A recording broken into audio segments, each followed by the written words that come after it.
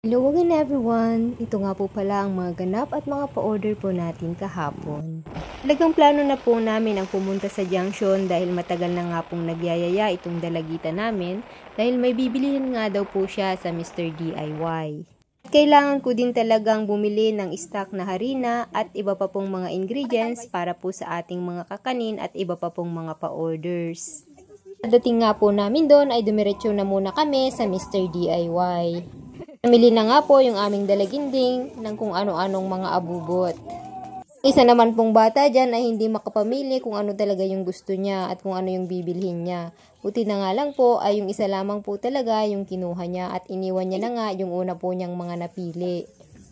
Ate Jam naman ay siya naman ang nagbayad ng kanya pong pinamili dahil may pera naman daw siya.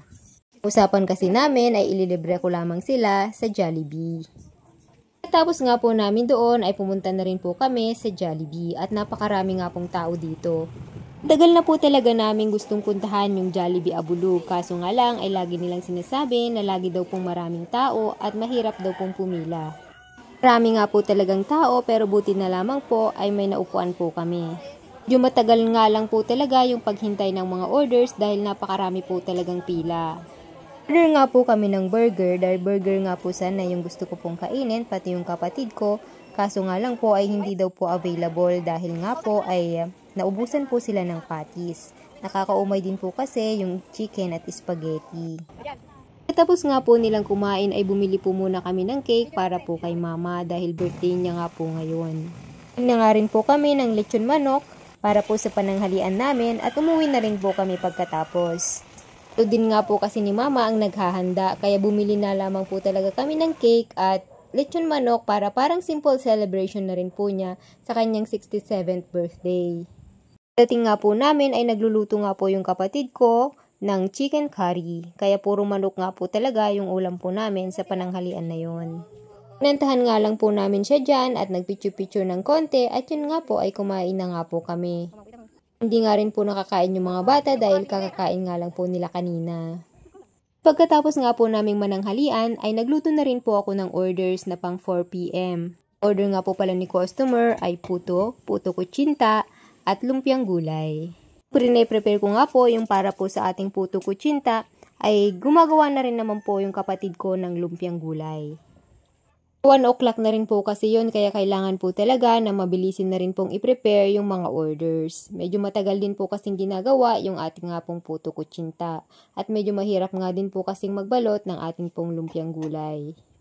Yung preparation po talaga yung nagpapatagal po sa atin pag tayo po ay nagluluto. Ano po talaga namin ay medyo magtagal po sana kami sa junction kaso nga lang po ay may order po tayo at si customer nga po kasi ay medyo matagal na rin po mula po nung last po siyang mag-order pero madalas po talaga siyang nag-o-order sa atin. Siyempre ayaw ko naman pong tanggihan yung kanya pong mga orders. Po sana yung birthday celebration ni mama ay gabi na po namin gagawin kaso nga lang po ay Webes kaya kailangan po naming sumamba at minsan ay late na rin po kasi kami talaga nakakauwi. Naisip ko din na baka pagkadating po namin ay makatulog na nga po yung mga bata. Talaga naman po kasing nakakapagod ang maghapon po namin. Halos ganito po talaga araw-araw. Pag may pupuntahan po kami ay madalian po talaga lalo na po pag may mga pa-orders. Siyempre, mas importante pa rin po ang atin pong mga pa-orders. Hindi nga po ganun karami yung order niya po ngayon kasi dati ay talaga na pong maramihan ang kanya pong mga orders.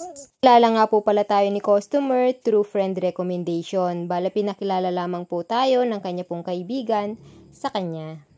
Una nga po siyang nag-order sa atin ay nag-feedback na po siya sa atin na masarap nga daw po yung atin pong puto kutsinta. Nga po yung madalas nga po niyang ino-order sa atin ay puto kutsinta at lumpiang gulay. Rin po talaga in-expect na dadami ang ating mga customer at hanggang ngayon ay nag-ooperate pa po kami. Tsatsagaan ko rin po talaga yung amin pong hanap buhay dahil may time po talaga na wala po talaga kaming ni isang customer pero may time naman po na sabay-sabay na nga po ang ating pong mga pa-orders. Ganun nga lang po talaga kung wala ka nga pong tiyaga ay wala nga po talagang mangyayari. Maipak ko na nga po yung ating puto kutsinta ay sakto naman pong naprito na ng kapatid ko yung ating pong lumpiang gulay. Dispatch ko nga po ito ng mga 3:40 dahil pinadeliver ko po talaga ito ng mas maaga dahil nga po sa kabilang barangay pa po ito ide-deliver. Nga po yung ating mga pa-orders at mga ganap ngayong araw na ito at talaga naman pong sobrang nakakapagod. Konting favor naman po sa ating mga viewers, paki-like and share naman po ang ating mga videos and please follow our page for more. And please ask your friend to follow our page. Yun lamang po, maraming salamat!